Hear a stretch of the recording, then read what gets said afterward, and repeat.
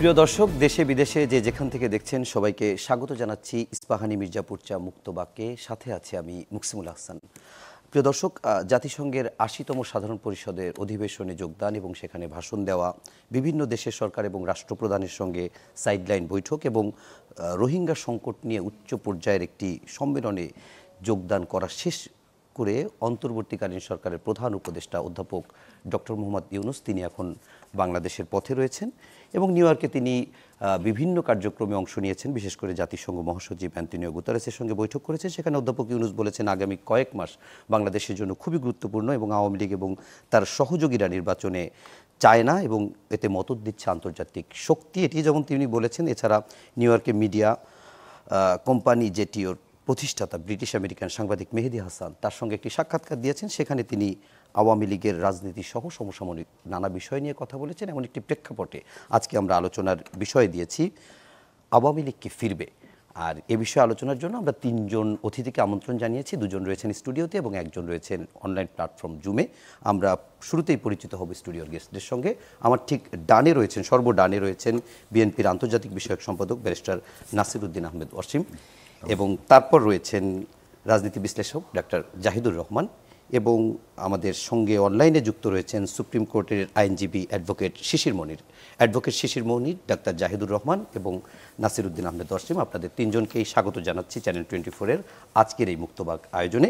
আমরা আজকে যে বিষয়টি নিয়ে আগে একটি ভূমিকা দিয়েছিলাম সেটি নিয়ে একটি প্রতিবেদন আছে, সেই প্রতিবেদনটি আমরা একটু দেখে আসব, তারপর আমরা আলোচনায় ঢুকব। They remain valid as a party. Okay. So, but activities for the time being is suspended. Any time it could be open. এক সাক্ষাৎকারে প্রধান উপদেষ্টার এমন বক্তব্যের পর থেকেই রাজনীতির মাঠে গুঞ্জনের হাওয়া। তবে কি শীঘ্রই উঠে যাচ্ছে আওয়ামী লীগের কার্যক্রমের উপর নিষেধাজ্ঞা? মঙ্গলবারই বিষয়টির এরকম ব্যাখ্যা দেন প্রেস ইনস্টিটিউট বাংলাদেশের fact checking unit Bangla fact. তারা বলছে, আন্তর্জাতিক অপরাধ ট্রাইব্যুনালে আওয়ামী লীগ ও তার নেতাদের বিচার শেষ হওয়ার পর দলটির কার্যক্রম শুরু হতে পারে, এমনটাই বুঝিয়েছেন ডক্টর ইউনূস। একই সুরে কথা বলেন আইন উপদেষ্টাও। বুধবার বরিশালে পূজা মণ্ডপ পরিদর্শনে যেয়ে তিনি জানান, দ্রুতই আওয়ামী লীগের কার্যক্রমের উপর থেকে নিষেধাজ্ঞা উঠে যাবে এমন কোনো সম্ভাবনা নেই। যখন একটা দলের কার্যক্রম কিছু সময়ের জন্য ব্যান করা হয়, তো থিওরিটিক্যালি ওই ব্যানটা আপনার পার্মানেন্ট কি পার্মানেন্ট না সেই ধরনের প্রশ্ন থাকে, কিন্তু বাস্তবিক অর্থে আওয়ামী লীগের কার্যক্রম নিষিদ্ধটা উইথড্র হবে এই ধরনের কোনো সম্ভাবনা আমি দেখতে পাচ্ছি না, আমি অন্তত দেখতে পাচ্ছি না। বরং আমি যেটুক জানি যে আমাদের আন্তর্জাতিক অপরাধ আদালতে যে প্রসিকিউশন টিম আছে সেই টিমের পক্ষ থেকে সংগঠন হিসাবে আওয়ামী লীগের বিচার চাওয়ার একটা পদক্ষেপ বরং নেওয়া হচ্ছে। বিষয়টি নিয়ে কথা হয় ঢাকা বিশ্ববিদ্যালয়ের রাষ্ট্রবিজ্ঞানের অধ্যাপক সাব্বির আহমেদের সাথে। তার মতে, বাংলাদেশের বিদ্যমান বাস্তবতায় কেউ চাইলেও বিচার শেষ হবার আগে আওয়ামী লীগের কার্যক্রম শুরুর সুযোগ নেই। তার এই ইন্টারভিউ থেকে এটা সিদ্ধান্তে আসা যায় এটা আমার মনে হয় না, যে বিচার বাদ দিয়ে উনি আওয়ামী লীগকে এই নির্বাচনের আগেই বৈধতা দিয়ে দেবেন। কিছু দৃশ্যমান বিচার তো হতেই হবে, তো সেই দৃশ্যমান বিচার, তারপরে এখানে আপনার ধরেন ফিরায় আনার তো কিছু রিস্ক থাকতেই পারে, তো সেগুলো আপনি একটা ব্যবস্থা না করে তো আপনি আওয়ামী লীগকে ফিরায় আনতে পারেন না, তো ফিরে আনবেন কীভাবে? তো সেক্ষেত্রে তো ইউনূসের বিপক্ষে আরেকটা ব্যাকলেশ হওয়ার সম্ভাবনা তৈরি হতে পারে। এর আগে জুলাই আগস্ট হত্যার দায়ে 25 কার্যদিবসে শেষ হয় শেখ হাসিনার বিরুদ্ধে সাক্ষ্য। মিলেছে 5টি অভিযোগের সুস্পষ্ট প্রমাণ। জাহিদ ভাই, অসীম ভাই, শিশির ভাই, আপনার তিনজনই তো প্রতিবেদনটি দেখলেন। আমি একটু জাহিদ ভাই আপনার কাছে একটু যেতে চাই। প্রধান উপদেষ্টা যে বক্তব্য দিয়েছিলেন এবং সেখানে প্রথম প্রশ্নটি ছিল আওয়ামী লীগ কি নির্বাচনে অংশ নিতে পারবে, সেই প্রশ্নের উত্তরে তিনি বলেছেন, এরপরে তাকে আবার একটি ক্লিয়ার করার জন্য পরবর্তী প্রশ্নটি ছিল, আপনি বলছেন তাদের নিষেধাজ্ঞা তুলে নেওয়া হবে, আপনি বলছেন নিষেধাজ্ঞা তুলে নেওয়া হবে, এরকম একটি প্রশ্ন করার পরে তিনি বলেছে নিষেধাজ্ঞা তুলে নেওয়ার সম্ভাবনা রয়েছে। সামগ্রিকভাবে প্রধান উপদেষ্টার এই বক্তব্য নিয়ে একটি আলোচনা তৈরি হয়েছে। বাংলাচেক যেমন একটি ব্যাখ্যা দিয়েছেন, আমরা দেখলাম বিশ্লেষকরাও তাদের কথা বলেছেন। প্রধান উপদেষ্টা এই সময় এই বক্তব্যকে আপনি কিভাবে মূল্যায়ন করবেন এবং বক্তব্যের আসলে সারমর্মটা কি, আপনি কি বুঝেছেন? ধন্যবাদ আপনাকে। প্রথমত, সরকার এই নিষেধাজ্ঞা উইথড্র করতে পারে, যদি এই প্রশ্ন করি উত্তর হচ্ছে পারে। আওয়ামী লীগকে আমরা আইসিটি আইন সংশোধনের মাধ্যমে সংগঠন হিসাবে বিচারের আলাপ আছে। আমরা দেখলাম আইন উপদেষ্টাও বলছেন প্রসিডিওর শুরু হচ্ছে। আমার জানা মতো এখনো কোনো মামলা দায়ের হয়নি, ফলে ইনভেস্টিগেশন এবং বিচার তো দূরের কথা। আওয়ামী লীগের কর্মকাণ্ড বা দলীয় যে সাংগঠনিক কাজ এটা নিষিদ্ধ আছে সন্ত্রাস দমন আইন 2009-এ। এটার মাধ্যমে আগে শুধু সংগঠন নিষিদ্ধ করা যেত। শেখ হাসিনা 3 অগস্ট জামায়াত এবং ছাত্র শিবিরকে এই আইনে এক্সিকিউটিভ অর্ডারে নিষেধ করেছিলেন। যেটা হয়েছে একটা অধ্যাদেশ জারির মাধ্যমে এখানে একটা নতুন ধারা যোগ করা হয়েছে, সরকার চাইলে কর্মসূচিও নিষিদ্ধ করতে পারে। তার মানে আওয়ামী লীগের কর্মকাণ্ড এখন নিষিদ্ধ আছে সরকার একটা এক্সিকিউটিভ অর্ডারে। এবং এই কারণেই যেহেতু তার কর্মকাণ্ড নিষিদ্ধ আছে, তার এই মুহূর্তে সেই নির্বাচনে পার্টিসিপেট, তার নিবন্ধন স্থগিত আছে, কারণ সে যদি এগুলো করতে না পারে সে নির্বাচনে কীভাবে পার্টিসিপেট করবে।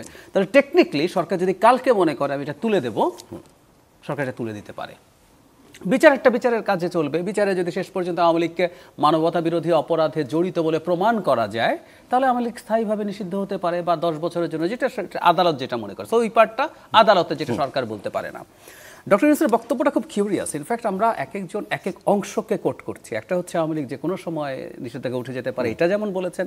আবার ওই যে ফ্যাক্ট চেক পিআইবির ক্ষেত্রে দেখলাম আমি, তারা বলছেন উনি মোটেও এরকম কিছু বলেন না, আপাতত। এবং এটাও ফ্যাক্ট যে আমরা যদি ইন্টারভিউটা দেখি সেখানে তিনি এবার নির্বাচনে পার্টিসিপেট করতে পারবেন না এই ধরনের কথাও বলেছেন।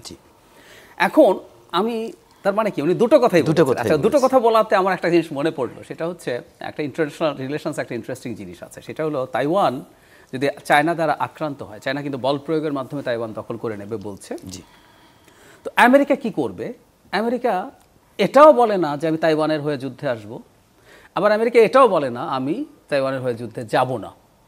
এটাকে ইন্টারন্যাশনাল রিলেশনে এটা খুব ইন্টারেস্টিং একটা জায়গা। এটাকে স্ট্র্যাটেজিক অ্যাম্বিগুইটি বলে। মানে উনি অস্পষ্টতা রেখে দেন। আমি দেখলাম ডক্টর ইউনূস যদি এটা ভুলভাবে না বলে থাকে, এটা হতে পারে উনি ভুল করে বলে ফেলেছেন। কারণ হলো উনি বলতে পারতেন যে বিচার যতদিন চলবে ততদিন এর কর্মকাণ্ড নিষিদ্ধ থাকবে, এটা বলতে পারতেন। শেষে যদি সে নিরপরাধ প্রমাণিত হয় দল হিসেবে, তখন এটা উঠে যাবে, সেটা বলতে পারতেন। আর যদি উনি পরিকল্পনা করে এভাবে বলেন, তার মানে উনি একটা স্ট্র্যাটেজিক অ্যাম্বিগুইটি তৈরি করেছেন, একটা অস্পষ্টতা ইচ্ছে করে তৈরি করেছেন, এটা মনে হবার কারণ আছে। এখন এই অস্পষ্টতা যদি উনি ইচ্ছে করে তৈরি করেন, সেটা কেন তৈরি করেছেন হয়তো সেই আলোচনা করতে হবে। এইখানে আপনাকে তাহলে একটা ব্যাপার বলি, যদি এই অস্পষ্টতা উনি ইচ্ছাকৃত করে তৈরি করে থাকেন, তাহলে ওনার গোটা আমরা যদি বলি ইউএন সফরের কথা যদি বলি, সেখানে ওনার 2-3টা জায়গা তার কমন ছিল, যে আওয়ামী লীগ আবার ষড়যন্ত্র করছে, অপপ্রচার চালাচ্ছে, প্রতিবেশী দেশের কথাও তিনি বলছেন, এবং এইটা দিয়ে একটা নির্বাচনকে ভণ্ডুল করার কথা হচ্ছে। তাহলে সেইটার সঙ্গে এটা কি একটু সাংঘর্ষিক হয় খানিকটা? ইনফ্যাক্ট উনি এখানেও স্পষ্ট করেছেন আওয়ামী লীগ রাজনৈতিক দলের মতো অপারেট করছে না, সে কি সমস্যা করছে, এবং আওয়ামী লীগকে কেন ইলেকশনে আসতে দিচ্ছে না সেটা বলছেন, যে ওরা আসলে ইলেকশনটা আমরা ঠিকমতো করতেও পারবো না, এই ধরনের কথাবার্তা উনি বলছেন। এখন এই কারণ আমাদের এখন খুঁজে বের করতে হবে। যেমন হতে পারে যে তিনি পশ্চিমাদের সামনে, যেহেতু আওয়ামী লীগ নিষিদ্ধতার বিরুদ্ধে পশ্চিমাদের অবস্থান ছিল, শুধু সেটা না, জাতিসংঘের যে হিউম্যান রাইটস যে কমিশন আছে, তারা শেখ হাসিনা আমাদের অভ্যুত্থান নিয়ে যে রিপোর্ট দিয়েছে, তাতে মারাত্মকভাবে শেখ হাসিনা এবং তার দলকে অ্যাকিউজ করেছেন।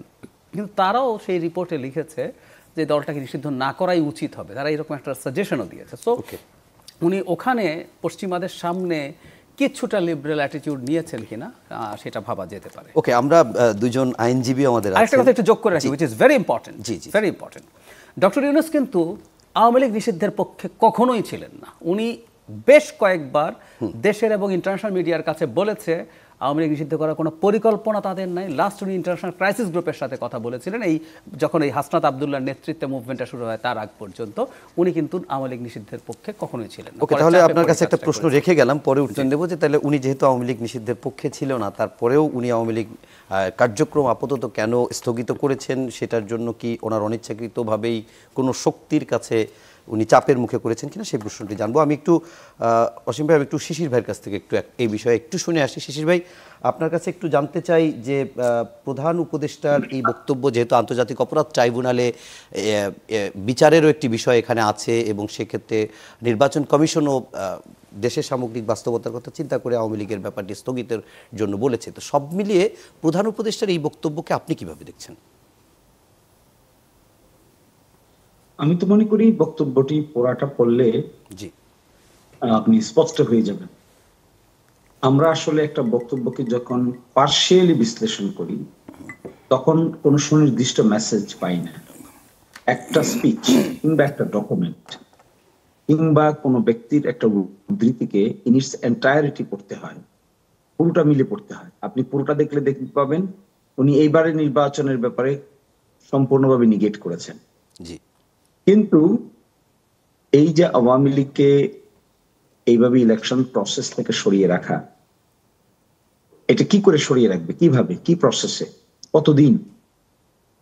আমরা একটা দেখতে পাচ্ছি যে যুদ্ধাপরাধ ট্রাইব্যুনালে একটা মামলার বিচার প্রায় শেষের দিকে, এবং আমি যেটা বুঝতে পারি আমার প্রাথমিক চিন্তা ভাবনায় যে অক্টোবর মাসেই হয়তো একটা মামলা শেষ হয়ে যাবে।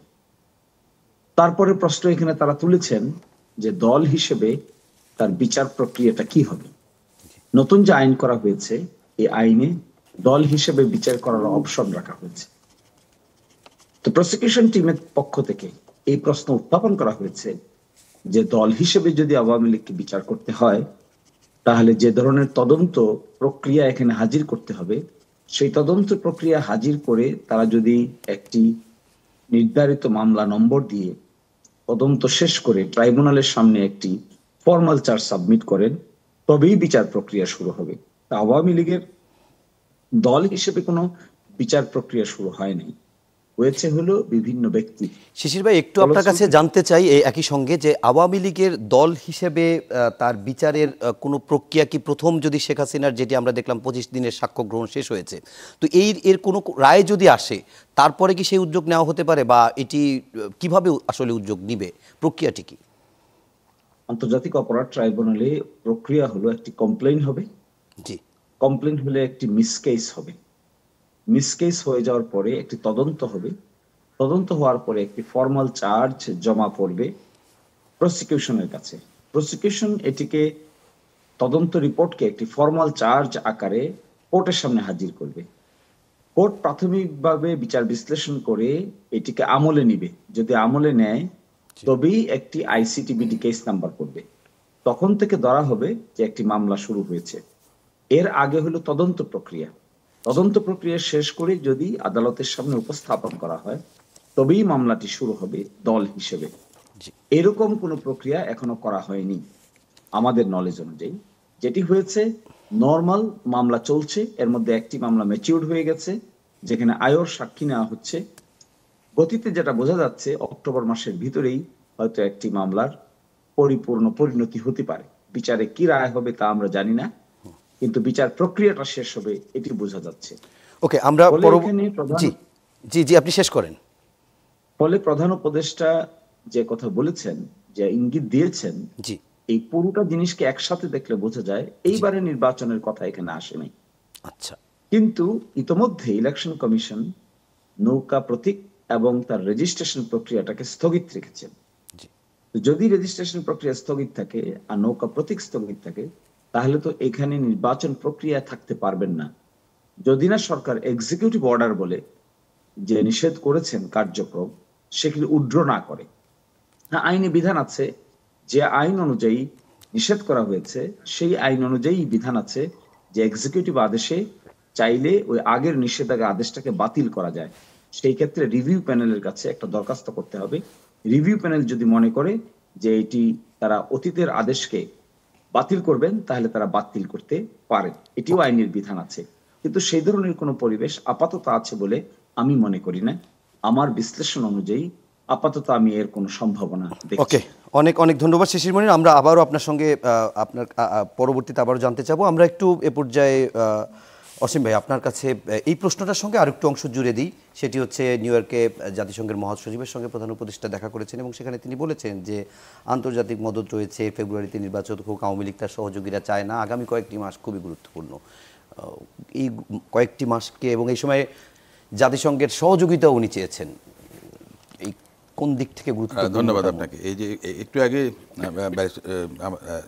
সিনিয়র অ্যাডভোকেট শিশির মনির সাহেব যে কথাগুলো বলেছেন, যে একটা আরেকটার সঙ্গে কিন্তু ইন্টারলিঙ্কড, কিন্তু যে প্রসঙ্গে আপনার বলা হয়েছিল যে আওয়ামী লীগের নির্বাচনে আসা বা না আসা তার উপরে জি ডক্টর জাহিদ ভাই বলেছে বাংলাদেশের মানুষ জানেন যে আপনার একটা এক্সিকিউটিভ অর্ডারে একটা আইনের রেফারেন্স 2009 সালের সন্ত্রাস দমন অধ্যাদেশের রেফারেন্স দিয়ে আওয়ামী লীগের কার্যক্রমটাকে স্থগিত করা হয়েছে। আওয়ামী লীগ তো আর নিষিদ্ধ হয়নি, এটা হচ্ছে প্রথম কথা। ক্লিয়ার। ডক্টর মোহাম্মদ ইউনূস সাহেব যে কথাটা বলেছেন যে আন্তর্জাতিক মহল বলতে আপনার ভাষ্যর মধ্যেও কিন্তু একটা আছে যে পার্শ্ববর্তী একটা দেশ, তাদেরও একটা চাপ আছে এক ধরনের। তবে সেই জন্য আমি একটা রেফারেন্স দিতে পারি 1975 সালের 15ই আগস্টের পর 6 বছর আওয়ামী লীগের কোনো কার্যক্রম বলতে গেলে ছিল না, অন্তত যেটা আওয়ামী লীগ শেখ হাসিনা কিংবা শেখ মুজিবুর রহমানের নিয়ন্ত্রণাধীন উত্তরসূরি হিসেবে সেটা ছিল 1981 সালে। শেখ হাসিনা আপনার 17 তারিখ বোধহয় এসেছিলেন এপ্রিল মাসের 81 সালের, সেটা 6 বছর পর, এবং 21 বছর লেগেছে আওয়ামী লীগের ক্ষমতায় আসতে। তাহলে সেই সময় তো বাংলাদেশে তো সরকার ছিল, সেই সরকার তো আন্তর্জাতিক মহলের চাপ কিংবা রক্তচক্ষুকে উপেক্ষা করে দেশটাকে এগিয়ে নিয়ে গেছেন। এখন আমার একটা প্রশ্ন, ডক্টর মোহাম্মদ ইউনূস সাহেব উনি কেন নিজেকে এত দুর্বল ভাবছেন? ওনার সঙ্গে তো সমগ্র বাংলাদেশের নাগরিকরা আছেন, আওয়ামী লীগের সমর্থনকারী যারা আছেন তারা ভিন্ন বিষয়, কিন্তু নৈতিকভাবে তাদের সে অবস্থান নেই যে তারা শেখ হাসিনার পক্ষে কিংবা আওয়ামী লীগের পক্ষ হয়ে রাস্তায় নামবে। আজকে যদি আওয়ামী লীগের কর্মকাণ্ড যদি স্থগিত নাও হতো, সারা দেশে 300 জন আওয়ামী লীগের এমপি প্রার্থী, গোপালগঞ্জেরটা ভিন্ন বিষয়, ওটা একটা আলাদা রাষ্ট্রের মতো একটা অবস্থা, আমার কেন জানি মনে হয় যে নির্বাচনে প্রার্থী হতে আসতেন না। এটা ছিল বাস্তবতা। 14 মাসের বেশি হয়ে গেছে। ডক্টর মোহাম্মদ ইউনূস সাহেব এখন এই কথাগুলো বলছেন। জাহিদ ভাই নিজে বলেছেন যে ডক্টর মোহাম্মদ ইউনূস সাহেব আওয়ামী লীগ নিষিদ্ধের পক্ষে ছিলেন না কখনো, খুব একটা বেশি কেউ ছিল আমরা সেটাও কিন্তু দেখিনি। এনসিপির নেতৃত্বের মধ্য থেকে একটা দাবি তোলা হয়েছিল, আওয়ামী লীগ নিষিদ্ধের দাবি করা হয়েছিল, তখন সরকার চাপে পড়ে একটা কাজ করেছে বা এক্সিকিউটিভ অর্ডারটা পাস করেছেন। এখন এনসিপির কি সে অবস্থানটা আছে?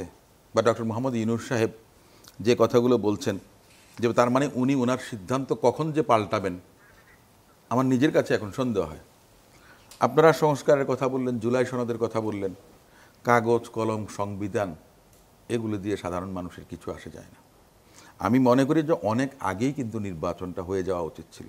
কত আগে? আমরা তো এর আগে তো আমরা দেখেছি তো তত্ত্বাবধায়ক সরকার 90 দিনের মধ্যে নির্বাচনগুলো করে, 3 মাস না হোক ঠিক আছে 6 মাস দেন। এই যে কালক্ষেপণগুলো হলো সংস্কারের নামে, জাতীয় ঐক্যমত্য কমিশন আপনার কত কিছু নিয়ে কথা বলছে এবং সেটার থেকে এখন কত লেজ কত শেকড় বেরোচ্ছে। কেউ পিয়ারের কথা বলছেন, কেউ প্রতীক না পেলে নির্বাচন করতে দেব না, বিভিন্ন ধরনের আপনার ষড়যন্ত্র তো হবেই। সেটা আন্তর্জাতিক কেন, দেশের মধ্যেও কিন্তু ষড়যন্ত্রটা হবে। আমার একটা কথা হচ্ছে যে এবারের নির্বাচনে আওয়ামী লীগ অংশ না নেয়ার বিষয়টা কেন এসছেন, সেটা হচ্ছে বিচার যতক্ষণ পর্যন্ত না হবে, ফেব্রুয়ারি 2026-এর আগে হয়তোবা বিচার প্রক্রিয়া সম্পূর্ণ নাও হতে পারে। মানে দল হিসেবে আওয়ামী লীগের বিচার, যেটা ব্যক্তির বিচার হয়তোবা হয়ে যাবে, আচ্ছা, কিন্তু ফেব্রুয়ারি সাবেক প্রধানমন্ত্রীর বিচার হয়ে যাবে, বা ওনার কোনো অ্যাসোসিয়েটসদের বা পারপেট্রেটর যারা ছিলেন তাদের বিচার হতে পারে, কিন্তু দল হিসেবে যে বিষয়টা জনাব শিশির মনির যে কথাটা বলেছেন যে একটা প্রসেসের মধ্যে দিয়ে যেতে হবে, কিন্তু দৃশ্যমান কোনো কিছু এখনো হয়নি। সে কারণে যতক্ষণ পর্যন্ত না হবে, এক্সিকিউটিভ অর্ডারে যদি আগেরটা বাতিল না হয়, মানে নিয়োগকর্তা নিয়োগ বাতিল করতে পারেন, তো সেই হিসেবে যদি বাতিল না হয় ততক্ষণ পর্যন্ত এটা করতে পারবেন না। কিন্তু বাস্তবতাটা সেরকমই নাই কিন্তু এখনো। এরপরে যে জিনিসটা আসছে, আমরা হাসান, আমাদের সঙ্গে 3 জন অতিথি রয়েছেন ব্যারিস্টার নাসিরউদ্দিন আহমেদ অসীম, রয়েছেন ডক্টর জাহিদুর রহমান এবং অনলাইনে যুক্ত আছেন অ্যাডভোকেট শিশির মনির। অসীম ভাই, আপনার বক্তব্যটা শেষ করলে আমরা একটু পরে যাব। না, আমি বক্তব্যের মধ্যে যে কথাটা বলছিলাম যে আওয়ামী লীগের যে বিষয়টা ছিল, আপনার জুলাই আগস্টে যে আপরাইজিং যেটা ছিল 2024 সালে, তার অব্যবহিত পরে যত দ্রুত সম্ভব আপনি মনে করেন যে নির্বাচন প্রক্রিয়াটা শেষ করা উচিত ছিল। গণতান্ত্রিক একটা সরকার যখন প্রতিষ্ঠিত হয় তখন সেই সরকারের আপনার নিয়ন্ত্রণ থাকে আইন শৃঙ্খলা রক্ষাকারী বাহিনী বলেন, জনপ্রশাসন বলেন, সবার উপরে। তখন কিন্তু সরকার অনেক কিছু চাইলেই পারে, অনেক কিছু নিয়ন্ত্রণ করতে পারে। কিন্তু এখন দিন যত গেছে, কালক্ষেপণের কারণে আমরা বিভিন্ন কমপ্লেক্স সিচুয়েশন তৈরি হচ্ছে। আপনার মনে আছে যে কথা বলছে যে আওয়ামী লীগ যে আপনার কর্মকাণ্ডটা স্থগিত হয়েছে, এটার যে একটা আপনার ব্যাকগ্রাউন্ড, এটার সঙ্গে মেল আছে, কিন্তু যুদ্ধাপরাধের যে বিচার হয়েছিল সম্ভবত প্রথম কাদের মোল্লার ফাঁসির দাবিতে 2013 আপনার হয়েছিল, তখন কিন্তু মৃত্যুদণ্ড ছিল না, না সেটা যাবজ্জীবন। কিন্তু রাজপথে আপনার হয়েছিল এবং সেই প্রেশারটাতেই সরকার আইনটাকে পরিবর্তন করেছে। তো তাহলে আপনার সেটাও এক ধরনের কিন্তু মব জাস্টিসের মতো, ওটাও কিন্তু এক ধরনের মব জাস্টিসের মতো অবস্থা। তো সেই জিনিসগুলো যদি ধারাবাহিকভাবে চলতে থাকে তাহলে তো আপনি আইনের শাসন প্রতিষ্ঠা করতে পারবেন না। তো আপনি যে সুশাসন দেবেন, আগামীতে যে একটা সরকার নির্বাচিত হয়ে আসবেন, আমরা যদি ওখান থেকে শিক্ষা না নেই এবং নতুন করে যদি না চলাটা শুরু করি, আমরা তো অনেক পথ পেরিয়ে এসেছি। আমাদের নিঃসন্দেহে ভুল ত্রুটি অনেক কিছু ছিল, আমরা ভেবেছিলাম একরকম, কিন্তু মানুষের মন আগে বলে যে নারীর মন আর আকাশ, এখন দেখি যে সাধারণ মানুষের সবারই মন আপনার মনে করেন স্থির না। আমরা ক্ষণে ক্ষণে বদলাই, ক্ষণে ক্ষণে আমাদের পরিবর্তনশীল একটা অবস্থার মধ্য দিয়ে আমাদের অতিবাহিত করতে হচ্ছে। তো এ ধরনের একটা অবস্থা আপনার বলে না যে লোহা যখন লাল থাকে, গরম থাকে, তখন কিন্তু পেটাতে হয়। You have to hit, you have to hammer when it is red, তাই না? অবস্থাটা হয়ে গেছে এরকম যে আমরা অনেক কিছু বোধহয় ভুল করে ফেলেছি। এখন জানি না যে সেটা কিভাবে হবে, এইটা রাজনৈতিক বিশ্লেষক যারা আছেন জাহিদ ভাইরা বলতে পারবেন। কি ভুল করেছেন? অনেক কিছু ভুল করেছেন। না, আমি তো বলছি যে নির্বাচনটা খুব তাড়াতাড়ি হওয়া উচিত ছিল। আচ্ছা, ওই রিলেটেড সরকারের আপনার মনে করেন যে রাজনৈতিক সরকার, জি, গণতান্ত্রিক সরকার, 15 বছর তো আন্দোলন হয়েছিল, 15 বছর তো কেউ পিয়ারের জন্য আন্দোলন করেনি, 15 বছর সরকার সংস্কারের কথা কেউ বলেনি। আমরা পিয়ার একটু পরে আসবো। এটা তো বিএনপি প্রথম আপনার মনে করেন যে রাষ্ট্র সংস্কারের কথা বলেছে। এই যে এখন সংস্কারে যা কিছু আছে 31 দফার মধ্যে কিন্তু অনেক কিছুই আছে। এই সময় এগুলো অন্যরা বলেনি তো। আচ্ছা জাহিদ ভাই, আপনার কাছে একটু জানতে চাই, আমরা আওয়ামী লীগ ফিরবে কিনা এই প্রশ্ন নিয়ে আলোচনা করছিলাম।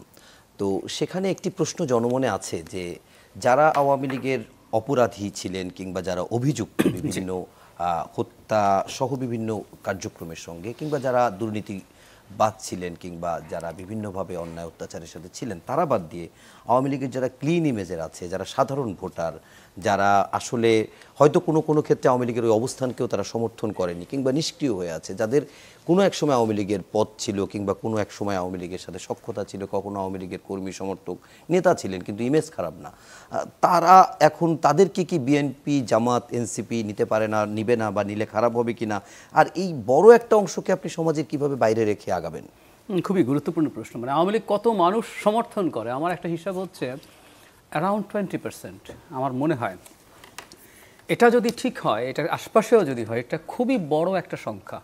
আচ্ছা, এর মধ্যে এবার আপনি এসছেন যে আওয়ামী লীগ যারা অ্যাক্টিভিস্ট ছিলেন, কর্মী ছিলেন, নেতা ছিলেন, তাদেরকে নিয়ে আমরা কি করব? মানে এই 20% মানুষকে নিয়ে আমরা কি করব, এবং এই নেতাদেরকে নিয়ে কি করব যাদের বিরুদ্ধে ফৌজদারি কোনো অভিযোগ নেই? আর সত্যিই আছে এরকম, এবং ওই যে বলেন অনেকে নিষ্ক্রিয় আছে, বা অনেকে আমরা খুব ক্লিয়ারলি জানি উনি ওই দলটা করেন, হয়তো পদে ছিলেন না, কোনো একটা এলাকার একজন স্কুল টিচার, কলেজ টিচার, মানে জানা যায় যে উনি খুবই অ্যাক্টিভ, উনি অন্যান্য নেতাদের সাথে পার্টিসিপেট করেছেন, সাথে ছিলেন, এরকম মানুষের ক্ষেত্রে কি করব? দেখুন, আমরা দুটো জিনিস, একটা হলো আপনি যেটা বলছেন যে এই মানুষগুলোকে অ্যাকোমোডেট করা দরকার আছে। নাম্বার 2, এভাবে যদি বলি, আমরা চাই আওয়ামী লীগ যদি নিষিদ্ধ হয় তো হলো, নাও যদি হয় আওয়ামী লীগ আর বাংলাদেশের রাজনীতিতে ফেরত আসুক।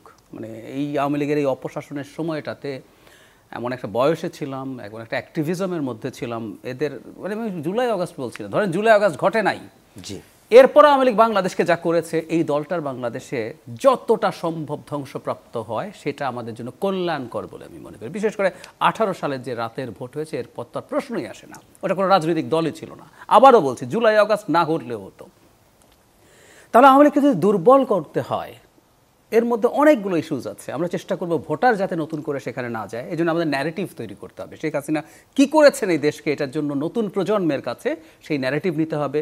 পুরনো যারা রয়ে গেছেন তাদেরকেও যারা সেখান থেকে বের করে আনা যায় সেটা দেখতে হবে। প্লাস দলের শক্তির জায়গা হচ্ছে কর্মী এবং নেতারা, তাদের একটা বড় অংশ যদি অন্যান্য দলে চলে যায়, ওই মানুষগুলো যারা পরিচ্ছন্ন তুলনামূলকভাবে আছেন, যদিও আওয়ামী লীগকে নৈতিকভাবে সমর্থন করাটাও ভালো কিছু না, কিন্তু তারপরও ওই যে বললাম, এত মানুষকে নিয়ে আমরা কীভাবে একটা রেকনসিলিয়েশনের কথা যদি চিন্তা করি, সো তাদেরকে নিয়ে আসার মাধ্যমে কিন্তু এই দলটাকে অনেক দুর্বল করে দেওয়া যায় স্থায়ীভাবে।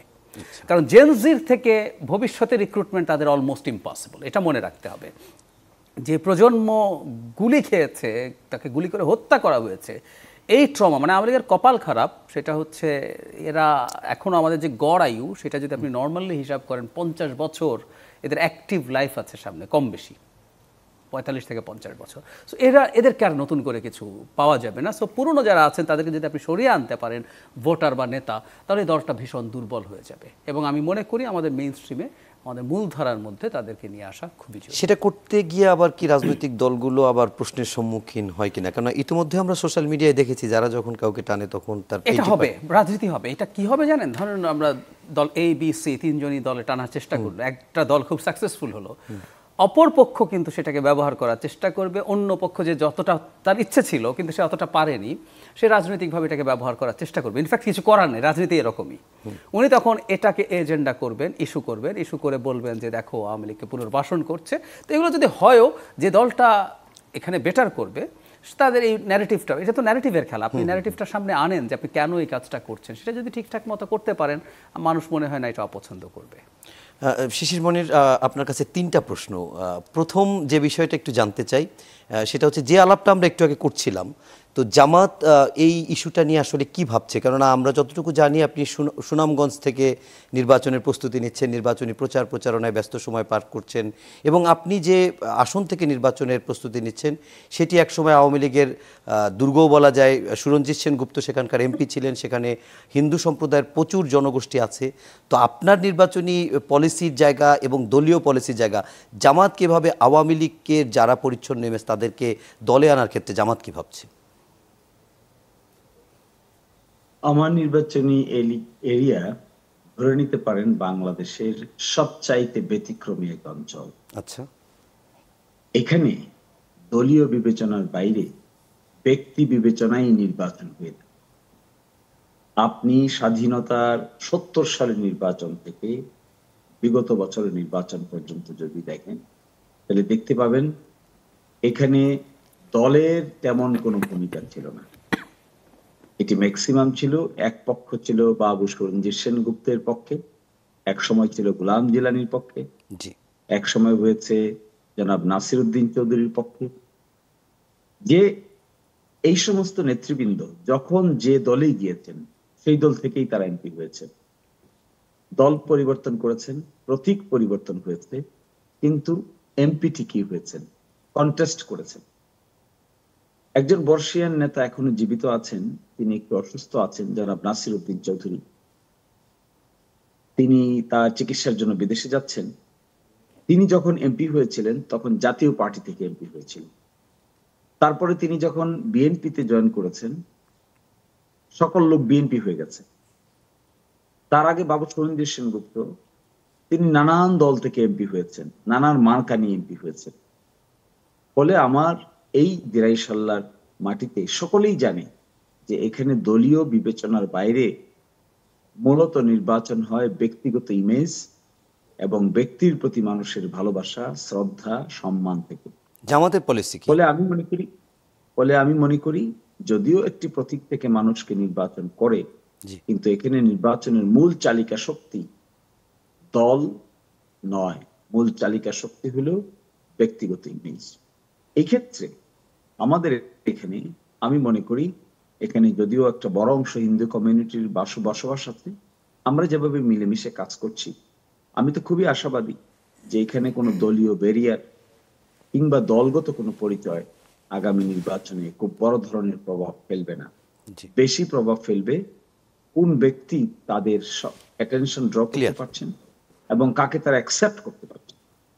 এবং শুধু এখানে না, আমি মনে করি সারা বাংলাদেশেই জুলাই অভ্যুত্থানের পরে আগামী নির্বাচনে শুধুমাত্র প্রতীকের ভিত্তিতে নির্বাচিত করে প্রার্থীরা বিজয়ী হয়ে আসবেন, এই চিন্তা যদি কোনো রাজনৈতিক দল করে থাকেন সেটি ভুল হবে। আগামী নির্বাচনে কোন ব্যক্তির কোয়ালিটি কেমন, কি ধরনের কথা বলেন, কি ধরনের আচরণ করেন, কি তার বাচন ভঙ্গি, এজেন্ডা কিভাবে উপস্থাপন করেন, কি ক্রিয়েটিভ আইডিয়া আছে তার মাথায়, এবং জাতিকে কি দিবেন, এই আলোচনা যদি করতে পারেন, এই সমস্ত প্রার্থীরা শুধুমাত্র দলীয় বিবেচনার বাইরে গিয়ে প্রাধান্য পাবেন। এবং 5ই অগাস্টের পরে বাংলাদেশের মানুষের সাইকিতে এই ধরনের পরিবর্তন এসেছে বলে আমি দেখতে পাই। ফলে আওয়ামী লীগ এর সঙ্গে যুক্ত ছিলেন এবং আওয়ামী লীগের সঙ্গে সাংগঠনিক কাঠামোতে আছেন কয়জন, কত পার্সেন্ট লোক? ম্যাক্সিমামই তো জনগণ।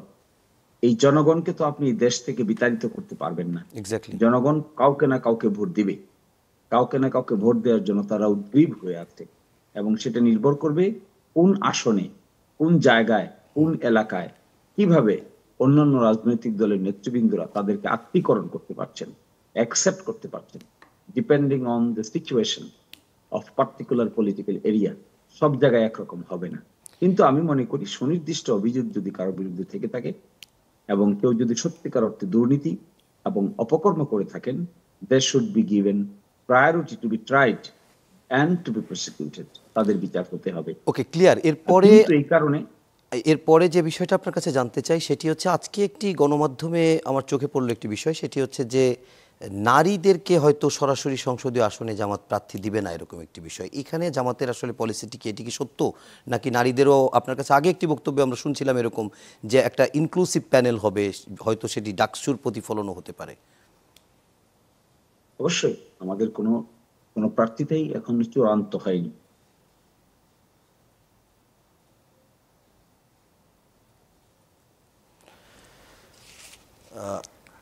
আচ্ছা, একটু সম্ভবত যান্ত্রিক ত্রুটি বা ইন্টারনেটের সংযোগের কারণে আমরা পরবর্তীতে আবারও শিশির মনির কাছে যাব। আমরা একই প্রশ্ন একটু অসীম ভাই আপনার কাছে 2-3টা প্রশ্ন। প্রথম প্রশ্ন একই কথাই, যে বিএনপি ভাবছে কিনা, বড় একটি অংশ সমাজের বিএনপি, যে এরকম আওয়ামী লীগের যারা, যেটি একই প্রশ্ন বারবার না করি, এক্ষেত্রে আসলে বিএনপির নীতিটা কি? আমি ব্যক্তিগতভাবে জি, যেটা চিন্তা করি, আমি বিএনপির কথা আমি বলছি না, কারণ আমি নীতি নির্ধারকদের মধ্যে নেই বা এই ব্যাপারে আলোচনা হয়নি। জি, আমার ব্যক্তিগত উপলব্ধি যেটা, জাহিদ ভাই যে কথাটা বলেছেন, আমি অফ দ্য রেকর্ডে এই ধরনের কথাই কিন্তু বলছিলাম, যে দেশটাকে তো এগিয়ে নিয়ে যেতে হবে। আপনি একটা বৃহৎ জনগোষ্ঠীকে মনে করেন যে বাদ রাখবেন, তারা হয়তো ইনএক্টিভ হয়ে যাবে যারা আওয়ামী লীগের সমর্থক ছিলেন, কিন্তু একটা স্কোপ আছে। যারা ভালো ছিলেন তারা যদি বিভিন্ন রাজনৈতিক দলে মনে করেন যে চলে যায়, কিংবা আমি তো অবশ্য ভালো যারা ছিলেন তারা, আমি মনে করি যে ঘৃণা ভরে তো আওয়ামী লীগকে প্রত্যাখ্যান করা উচিত। কারণ তাদের সংগঠন যেই ঘৃণিত যে কাজটা করেছে, শুধু যে আপনার জুলাই আগস্ট 2024 সালে যে কাজগুলো করেছে, জাহিদ ভাই বলেছেন 15 বছর ধরে দেশটাকে শোষণ করেছে, লুট করেছে, ব্যাংকগুলোকে খালি করেছে, বিদেশে টাকা পাচার করে নিয়ে গেছে, অর্থনীতিকে ভঙ্গুর করে দিয়ে গেছে, গুম খুন রাহাজানি মামলা হামলা কি না করেছে, তিনটি নির্বাচন করেছে যেগুলো মনে করেন যে আপনার গণতন্ত্র ধ্বংস করার জন্যে, মানে একদলীয় একটা সরকার এবং চিরস্থায়ী বন্দোবস্তের মতো যে অবস্থাটা হয়েছিল। জুলাই আগস্ট 24-এর যে অভ্যুত্থান বা এই আন্দোলন যদি না হতো, তাহলে আমি নিজেও কখনো ভাবিনি যে আওয়ামী লীগ কবে যাবে, কিংবা আমি যখন জেলখানায় গেছি যে কখনো বেরোতে পারবো কিনা, এই ধরনের একটা অবস্থা আমার মধ্যেও ছিল। যে কোনো কারণেই হোক তারা বিদায় নিয়েছে। যদি বিদায় না নিত তাহলে যে কী অবস্থা হতো সেটা আমি জানি না।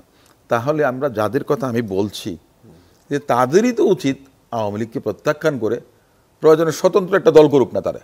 আপনারা নেবেন না? না, আমি সেটা বলছি না। এটা আসলে আমি একটা কথা বলি, জি, এটার মধ্যে অনেক ক্ষত আছে। বাংলাদেশ জাতীয়তাবাদী দলের নেতাকর্মীদের মধ্যে অনেক ক্ষত আছে, অনেক ঘা আছে। যেই জুলুম নির্যাতন হয়েছে, বাড়ি ঘরে থাকতে পারেনি, জমি জমা বিক্রি করে মামলা মোকদ্দমা চালাতে হয়েছে, সেরকম একটা অবস্থা থেকে হয়তোবা দেখা গেছে যে আপনি চাইলেই তো সব কিছু সহজে পারবেন না। ক্লিয়ার। একটা জিনিস থাকে যে কুলিং অফ একটা পিরিয়ড দরকার হয়। তাহলে রাজনৈতিক যে এনমিটিটা যেটা ছিল সেটা হয়তোবা সহনীয় হতে সময় লাগবে। কালের পরিক্রমায় হয়তোবা সেরকমও হতে পারে, একটা না একটা সময় দেখা গেছে যে আপনার কোথাও না কোথাও তারা চলে যাবে, যদি আওয়ামী লীগ ব্যাক করতে না পারে, কিংবা বিচার যদি হয়ে যায়, শেখ হাসিনা সহ তাদের যদি সিনিয়র নেতৃবৃন্দ যারা ছিলেন তারা যদি দোষী সাব্যস্ত হয়ে যান এই অপরাধের জন্য, আন্তর্জাতিক অপরাধ ট্রাইব্যুনালের দ্বারা যদি তারা গিলটি হয়ে যান, তখন তো তারা একটা না একটা অবস্থানে যাবেন বা নেবেন। কিন্তু তার আগে আমি একটা জিনিস মনে করি, দেশটাকে এগিয়ে নেওয়াটা সবারই উচিত। এই বিষয়গুলো কিন্তু চিন্তা ভাবনাটা করা উচিত, যা আপনি কোনো রেকনসিলিয়েশন প্রসেসের শুরু করতে পারেন কিনা আপনি, বা চিন্তা করতে পারেন কিনা। কারণ আপনাকে তো সেটা চিন্তা করলে ইমপ্লিমেন্ট করার একটা বিষয় থাকে। ইমপ্লিমেন্ট করতে হলে কীভাবে করবেন সেটার জন্য তো একটা পরিকল্পনা থাকতে হবে, কারণ এভাবে তো মনে করেন যে সবকিছু সম্ভব না। আচ্ছা অসীম ভাই, আমরা শিশির মনিরকে আবার কানেক্ট করতে পেরেছি। আমরা ওনার কাছ থেকে ওনার বক্তব্যটা অসমাপ্তটা শুনে আসি, তারপরে আমরা আলোচনাটা শেষ করব। আমি শিশির মনির, আপনার কাছে যে প্রশ্নটি করছিলাম, যে আপনি মোটামুটি সেকেন্ড প্রশ্নের উত্তর আমাকে ক্লিয়ার করেছেন যে ইনক্লুসিভ একটা নির্বাচনের প্যানেলই হয়তো আপনারা 300 আসনে করবেন, কিন্তু কি করবেন, কিভাবে, কতটুকু করবেন, সেটি এখনও আপনাদের হয়তো সিদ্ধান্ত চূড়ান্ত হয়নি। আমি একটু পরের প্রশ্নটা যেতে চাই, যেটা আজকে যেদিনটি গেল, অর্থাৎ 1 অক্টোবর থেকে জামাত সহ কয়েকটি রাজনৈতিক দলের যারা পিআর পদ্ধতিতে নির্বাচনের, উভয় কক্ষে পিআর পদ্ধতি, সেই সঙ্গে জুলাই সনদের আইনি ভিত্তি এবং বাস্তবায়ন প্রক্রিয়া সহ 5 দফা দাবিতে আপনাদের আবার দ্বিতীয় পর্যায়ে আন্দোলন শুরু হচ্ছে। এবং আপনাদের দলের সেক্রেটারি তিনি বলেছেন যে প্রয়োজনে জনগণ যদি সরকার যদি জনগণের এই ভাষা বুঝতে না পারে, তাহলে সেজন্য হয়তো প্রয়োজনে রাজপথে আরও বড় কর্মসূচিতে আপনারা যাবেন।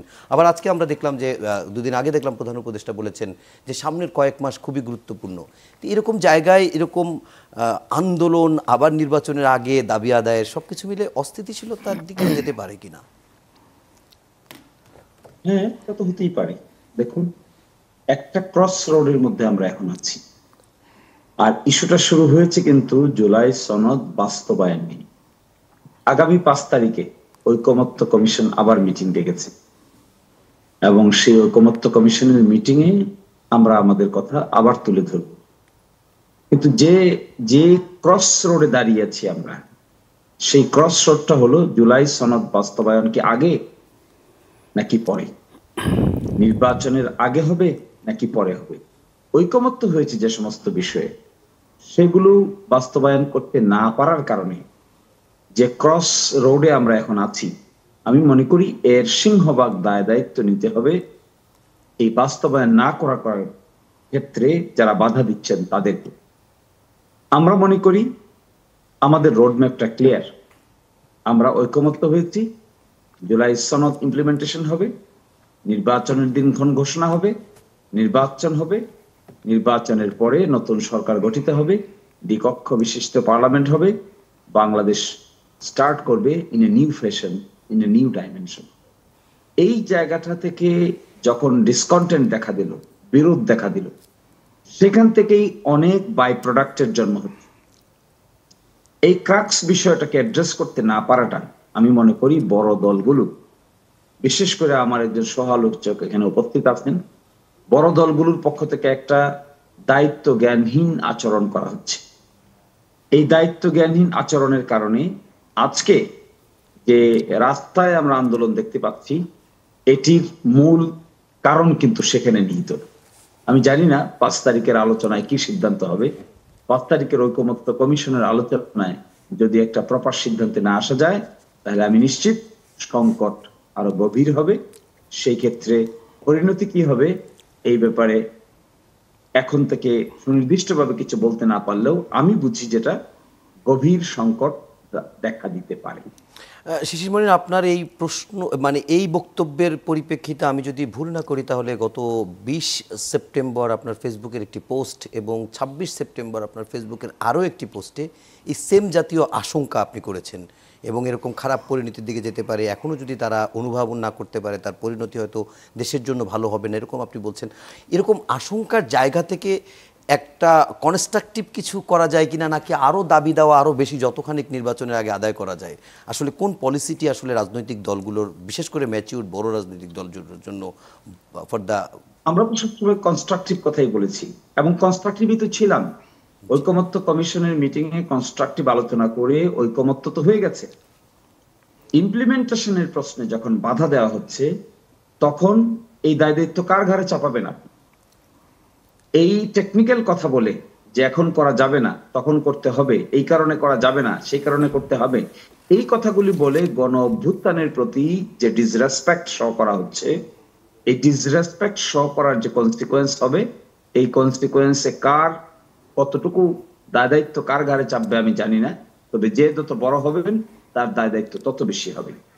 এবং এই আশঙ্কা কিন্তু আমি এখনো প্রকাশ করছি, এইভাবে প্রকাশ করছি। 5 তারিখের আলোচনায় যদি একটা কনসেনসাসে পৌঁছা না যায়, তাহলে that would be much more difficult for the political parties. এবং এই ক্ষেত্রে আমি এখনো মনে করি we should discussed the issue on 5th of October এবং come to a conclusion. এবং এই ক্ষেত্রে উল্লেখযোগ্য অবদান রাখা উচিত বড় রাজনৈতিক দল, দাবি করছে বিএনপি নিজেকে, কিন্তু তাদের এই ক্ষেত্রে যে অবদান, এই অবদানটুকু বড় দলের মতো হচ্ছে না। তাদের অবদান হয়ে যাচ্ছে অনেকটা বিতর্কের একটা অংশ হিসেবে। আমি তাদের কাছে এটাই অনুরোধ জানাবো, they should take a very responsible position, এবং এই রেসপন্সিবল পজিশন থেকে একটা কনক্লুশন ড্র করেই 5 তারিখে উঠতে হবে, যেন এর বাইরে আবার নতুন করে কাউকেই রাস্তায় যেতে না হয়, কাউকেই আবার এই আশঙ্কার মধ্যে পড়তে না হয়। এই আশঙ্কা কারোর জন্যই ভালো হবে না। এটা বিএনপি বলেন, জামাত বলেন, এনসিপি বলেন, অন্যান্য রাজনৈতিক দল যার কথাই বলেন, কারোর জন্যই এটা ভালো কোনো সংবাদ বয়ে আনবে না। আপনার মাধ্যমে আমি আবারও একই আশঙ্কা প্রকাশ করছি।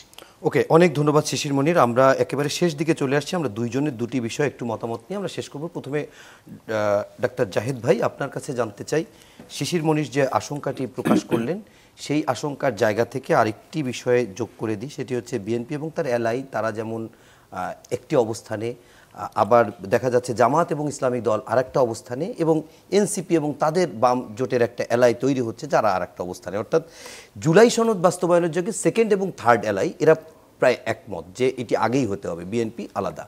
আর পিআরের ক্ষেত্রে দেখা যাচ্ছে 3টা পর্ষণে 3 রকম বক্তব্য। আমি জাস্ট জানতে যাচ্ছি যে জুলাই সনদ বাস্তবায়নের প্রক্রিয়া বা আইনি ভিত্তি যেটি বলা হচ্ছে সেটি আর কত জল ঘোলা করবে, নাকি সমাধানের দিকে যাবে, যেটি শিশুমণি বলছিলেন 5 তারিখে? আমি মনে করি শেষ পর্যন্ত মানে সনদের ব্যাপারে ঐক্যমত্য হবে বলে আমার সন্দেহ আছে। আচ্ছা, কিন্তু নির্বাচনের প্রশ্নে শেষ পর্যন্ত সব দলগুলো তাদের অবস্থানটা রিকনসিডার করবে। আমি শিশির ভাই যেটা বলছেন খুবই সঠিক। ধরে নিলাম আমরা বিএনপি শেষ পর্যন্ত বাস্তবায়ন মানলো না, যে এখন করব না, পরে প্রত্যেকের তার মতো যুক্তি আছে এবং প্রত্যেকের তার অবস্থান কিন্তু শক্ত আছে, এবং সে চাইছে তার অবস্থানটা মেনে নিয়েই সমস্যার সমাধান হোক। বিএনপি চাইছে, শিশির ভাই যা বললেন উনি কিন্তু একই কথাই বলছেন, যে এটা মেনে নেওয়া উচিত হবে, নিয়েই ঝামেলা শেষ করতে হবে, এবং বিএনপির দায়িত্ব বেশি আছে, বড় দলের দায়িত্ব বেশি আছে, এটা ভুলো না। যাই হোক, কিন্তু মানল না শেষ পর্যন্ত। তো এরপর আমাদের তাহলে কি করার থাকবে? আমরা কি একটা কেওসের মধ্যে ঢুকবো? আমরা কি কেওস করতে করতে এমন একটা জায়গায় যাব যে শেষ পর্যন্ত নির্বাচনটা নিয়ে আনসার্টেনিটি তৈরি হবে? এটার মাসুল প্রত্যেক দল দেবে, এবং ধারণা করি প্রত্যেক দলই এই জিনিসটা বুঝতে পারে ফর শিওর। সেই কারণে আমি মনে করি শেষ পর্যন্ত আমরা এই, যেমন যেটা খুব স্বাভাবিক, ধরুন আমরা যে শেষ পর্যন্ত এটা মানা হলো না, বিএনপি মানলো না, জামায়াতে ইসলামী তার এলাকায় যারা আছে, যারা চেয়েছিল এটা হয়ে যাক, তারা নির্বাচনে যাওয়ার সময় আমি ধারণা করি তারা এটাকে ব্যবহার করবেন। আমি আবারও বলছি, যে জিনিসগুলো হবে না এগুলো সব নির্বাচনে ইস্যু হয়ে যাক। তারা বিএনপিকে তো আক্রমণ করতে চাইবেন, যে বিএনপি এই জিনিসটা করতে চায় না এবং বিএনপি ভবিষ্যতে করবে না, এই চাপ তারা তৈরি করবেন, করা উচিত হবে। বিএনপি এটা বোঝে না, এটা তাদের চয়েস, তাদের চিন্তা।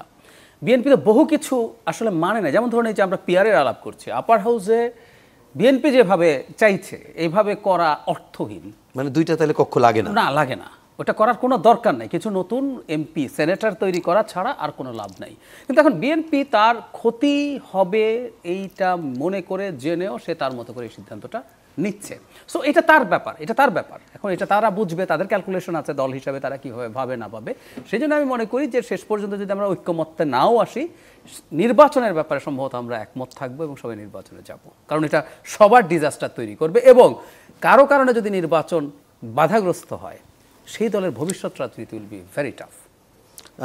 অসীম ভাই, আপনার কাছে একেবারে শেষ প্রশ্নটা, সেটি হচ্ছে যে যেটি কিছুটা জাহেদ ভাই বলেই দিলেন, তারপরে আমি বাকিটা বলি। জামাত এবং তার মানে জোটের বা তার সমমনা যে দলগুলো আছে বা ইসলামিক দলগুলো আছে, তারা যেমন পিআরের উভয় কক্ষে অনড়, ঠিক তেমনি আপনারা কোনো কক্ষেই চান না। তো আসলে এটিও তো, বিএনপি তো সব থেকে আমরা বলবো ম্যাচিউর দল, সবচেয়ে বড় ক্ষমতায় কয়েকবার ছিল, এটিও কি একটা মানে আসলে আপনি একজন আইনজীবী এবং একজন রাজনীতিবিদ, দুই জায়গা থেকে একটু ব্যাখ্যা করবেন? বিএনপির পক্ষ থেকে দেখেন, আপনি যেটা বলবেন সবটাই আমাকে মানতে হবে এমন কোনো কথা নেই, বা আমি যেটা বলবো আপনাকেও সেটা মানে সব করে মানতে হবে এমন কোনো কথা নেই। বিএনপি যেটা ভাবছে যে আগামীতে জাতীয় সংসদ নির্বাচনটা হয়ে যাক, হয়ে গেলে তারা যেই আসুক না কেন তারা সেটা ইমপ্লিমেন্ট করবে, বা কিভাবে ইমপ্লিমেন্টটা করা যাবে, কতটুকু করা যাবে, সাংবিধানিক অসাংবিধানিক বিষয় বিবেচনা বিশ্লেষণ করে আলাপ আলোচনার মধ্যে দিয়ে হবে। আর আমাদের দলের স্থায়ী কমিটির সদস্য, যিনি জাতীয় ঐক্যমত্য কমিশনের প্রতিনিধিত্ব করেন বিএনপিকে, সালাউদ্দিন ভাই, তিনি নিজে বলেছেন যে আপনার ম্যানিফেস্টোতে এই জিনিসটা থাকবে। যেমন আমি এই জিনিসটাকে এখন মানছি না বা বলছি না, পক্ষে না, এটা তো জনগণ জানবে, জানার পরে জনগণ আপনাকে ভোট দেবে কি দেবে না, ওটাই হচ্ছে যে বিচার্য বিষয়। আরেকটা জিনিস যে শিশির মনির ভাই যে কথাটা বললেন যে এখন আপনার মনে করেন যে হলো না, আগামীতে সংসদ নির্বাচন হয়ে যাওয়ার পর যারা ক্ষমতা আসবেন তারা সেটা প্রতিপালন করলেন কি করলেন না। একটা জিনিস আমাদের সবারই মনে রাখা উচিত, আমাদের দেশে কিন্তু আলটিমেটলি তত্ত্বাবধায়ক সরকার ব্যবস্থা কিন্তু পুনঃপ্রবর্তন হবে, এটা মোটামুটি সার্টেন, এ ব্যাপারে কোনো সন্দেহ নেই। তাহলে তত্ত্বাবধায়ক সরকার ব্যবস্থার মধ্যে দিয়ে দলীয় সরকার যে ম্যানিপুলেশনগুলো করতে পারে তত্ত্বাবধায়ক সরকারের সময় সেটা সম্ভব না। আর তত্ত্বাবধায়ক সরকারের সময়টা তখনই আসে যে 5 বছর আপনি দেশ শাসন করলেন, ওই পাবলিক হালকাতা খুলে আপনাকে জবাব দেওয়ার জন্য প্রস্তুত থাকবে। তো আপনার এই জুলাই সনদ কিংবা ওই আপরাইজিং 2024 এবং 15 বছরের অপশাসন দুঃশাসন এত কিছু ঘটার পরেও যারা রাষ্ট্র ক্ষমতায় আসবেন তারা যদি জনগণের সেন্টিমেন্টটা না বুঝে আপনার সমস্ত কিছু ডিনাই করেন বা স্বীকৃতি না দেন, তাহলে তাদেরকে জনগণ ইতিহাসের আস্থা করেই নিক্ষেপ করবে। কিন্তু এটাই সবচেয়ে বড় কথা, আমি এটাই মনে করি। অনেক অনেক ধন্যবাদ ব্যারিস্টার নাসিরউদ্দিন আহমেদ ওয়াসিম, ডক্টর জাহিদুর রহমান এবং অ্যাডভোকেট শিশির মনির, আপনাদের তিনজনকেই ধন্যবাদ জানাচ্ছি এবং সেই সঙ্গে ধন্যবাদ জানাচ্ছি, কৃতজ্ঞতা জানাচ্ছি দর্শক আপনাদের প্রতিও যারা এতক্ষণ ধরে অনুষ্ঠান দেখছেন। এই ছিল আজকের মতো ইস্পাহানি মির্জাপুর চা মুক্তভাগ। সবাই ভালো থাকবেন, সুস্থ থাকবেন, শুভরাত্রি।